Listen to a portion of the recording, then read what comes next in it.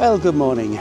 We're in Paphos itself this morning. I think we're going to go and try and grab a cup of coffee, and then we're going to go and visit the Archaeological Park. We found a lovely little cafe down on the pier towards the castle.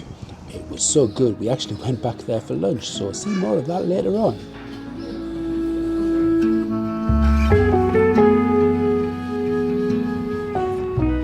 Paphos Archaeological Park is dead easy to find. It's on the front near the main car parks and near the harbour. Well worth a visit, I have to say. So it's only €5 to get in here, and it's massive. I think this is going to take us up most of the morning.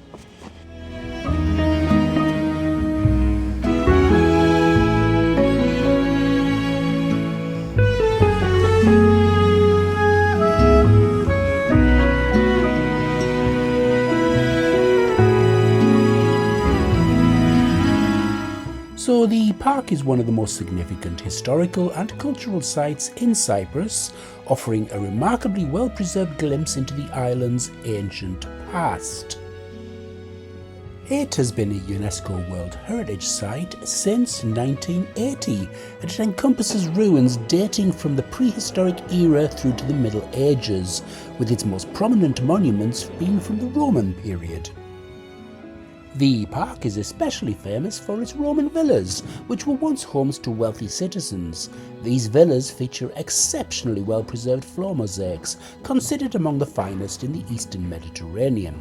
The most famous villas include the House of Dionysus, if I pronounced that correctly, the House of Theseus, the House of Aeon, and the House of Orpheus.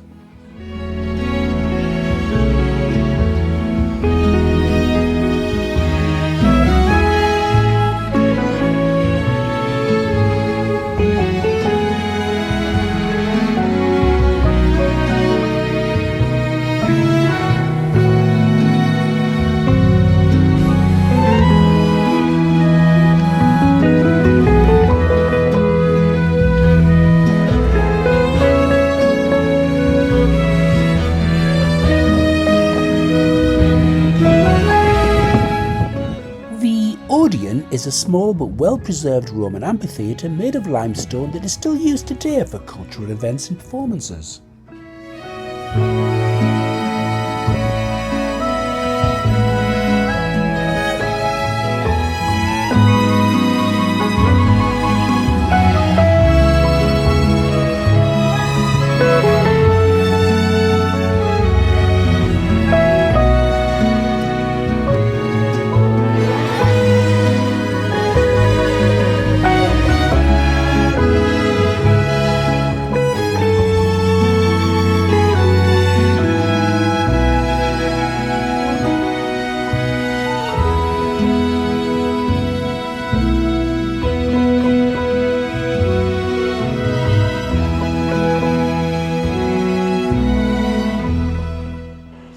Well, we spent about 3 hours here, all for the princely sum of €4.50, as well as all of the archaeological remains. The site is absolutely superb for birding. I'm going to stick some of the pictures on the screen now, but pay particular attention to a kestrel, which we followed around the site. He was very, very friendly.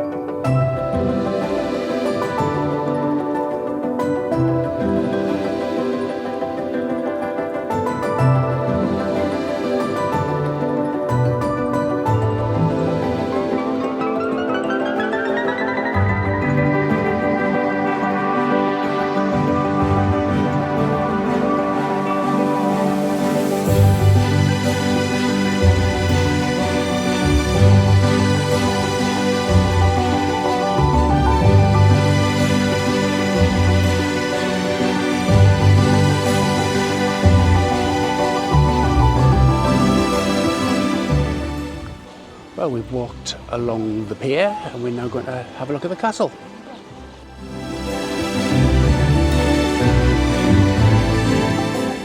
Paphos Castle is a historic fort located at the edge of Paphos Harbour. It's one of the most iconic landmarks of the city, rich in history and character. It was originally built as a Byzantine fort to protect the harbour from Arab raiders. The original was destroyed in a 1222 earthquake. It was rebuilt by the French Crusader dynasty ruling Cyprus as a more fortified structure. After the Venetians dismantled much of it to avoid Ottoman use, the Ottomans restored and reinforced it after conquering Cyprus in 1571. They added the central tower and used it as a garrison and a prison.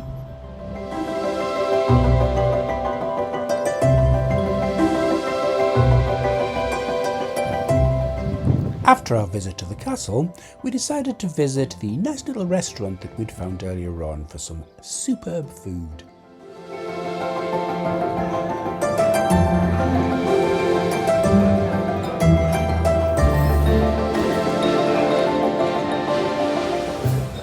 Well, that was very nice little find. I'm always partial to a bit of swordfish, so that's what I had. And Ruth had the sea bream. It was beautiful.